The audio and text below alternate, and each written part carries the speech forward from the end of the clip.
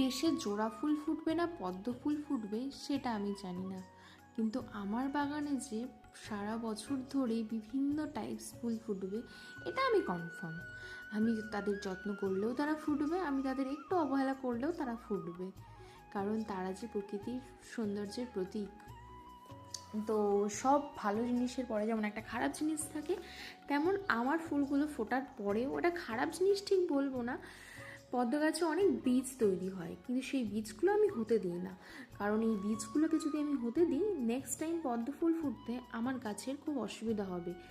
এই বীজগুলোই গাছের সব নিউট্রিশনগুলো চুষে নেয়, সেটা আমি চাই না। আমি চাই যে বীজ হওয়ার থেকে আমার গাছে যদি অনেক ফুল হয় আমি আরও বেশি হ্যাপি হব।